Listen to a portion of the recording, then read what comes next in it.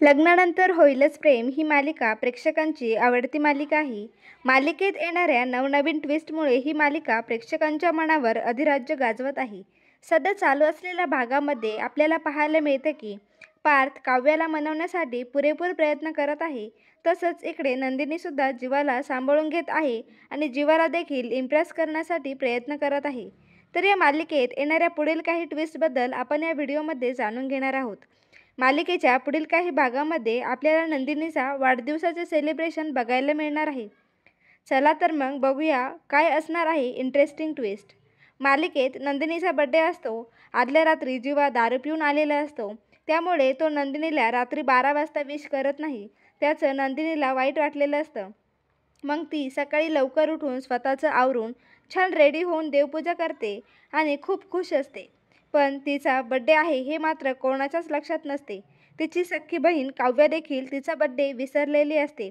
जीवा तर मात्र अजूनही झोपलेला असतो. नंदिनी त्याची वाट बघत असते. तर इकडे पार्थ त्याचं ऑफिसचं वर्क करत असतो. त्याचं सहज कॅलेंडरकडे लक्ष जाते. तेव्हा त्याच्या लक्षात येते की आज नंदिनीचा बड्डे आहे. तेव्हा पार्थला काव्याचं नवल वाटत असतं की काव्या नंदिनीचा बड्डे विसरली होती. ती दररोज सारखंच तिच्या कामामध्ये होती. मग पार्थ मानिनीला जाऊन सांगतो की आज नंदिनीचा बड्डे आहे. तेव्हा मग मानिनी सर्वांना सांगून सायलेंटली बड्डे सेलिब्रेशन प्लॅन बनवते. यातलं काहीच नंदिनीला सांगत नाही. नंदिनीला बिचारीला खूपच वाईट वाटत असते. माझा बड्डे कोणाच्याच लक्षात नाही आहे. मला जीवाने सुद्धा विश केलं नाही. काव्य देखील विसरली असंच नंदिनीच्या डोक्यात चालू असतं. मानिनी नंदिनीला भाजी आणण्यासाठी बाहेर पाठवते. नंदिनी बाहेर गेल्यावर मानिनी आणि घरातील सगळे संपूर्ण डेकोरेशन करतात. तर इकडे काव्य मात्र दररोजसारखं आवरून कॉलेजला चालली असते. काव्याला बाहेर जाताना बघून पार्थ देखील तिच्या मागे जातो. तो तिला थांबवतो आणि सांगतो की तुमच्या लक्षात नाही आहे का आज नंदिनीचा वाढदिवस आहे. तेव्हा काव्याला खूप वाईट वाटतं. ती नंदिनीचा वाढदिवस विसरलेली असते. ती पार्थला थँक्यू म्हणते. कॉलेजला न जाता नंदिनीच्या बर्थडे सेलिब्रेशनमध्ये सहभागी होते. आता मात्र जीवाची झोप पूर्ण करून आवरून सावरून बाहेर येतो. तेव्हा तो बघतो की घरात डेकोरेशन केलेलं असतं. तेव्हा तो त्याच्या आईला विचारतो, आई आज काय आहे? तेव्हा मानिनीला खूपच आश्चर्य वाटतं. ती म्हणते, तुला माहीत नाही का तुझ्या बायकोचा बर्थडे आहे? तुला माहीतच नव्हते का? म्हणजे तू आतापर्यंत तिला विशही केला नसेल. तेव्हा जीवा नाही म्हणतो. मग मानिनी त्याच्याकडे एक डायमंड रिंग देते आणि ती रिंग नंदिनीला द्यायला सांगते. जीवा रिंग घेण्यासाठी कानकूच करतो पण मानिनी त्याच्याकडे बळच ती रिंग देते. आता नंदिनीचा बड्डेसाठी नंदिनीचे आईबाबा देखील घरी आलेले असतात आणि नंदिनीसुद्धा भाजीपाला घेऊन घरी आलेली असते. तर घरी आल्यावर घरातील लाईट बंद असते म्हणून ती लाईट लावते आणि बघते तर तेव्हा खूप खुश होते आणि म्हणते, तुम्हाला मला सरप्राईज द्यायचं होतं म्हणून सकाळपासून मला कोणीही बड्डे विश केला नाही. खरंच मला तुमचं सरप्राईज खूप आवडलं आणि आता सगळे मिळून केक कापून घेण्यासाठी जातात.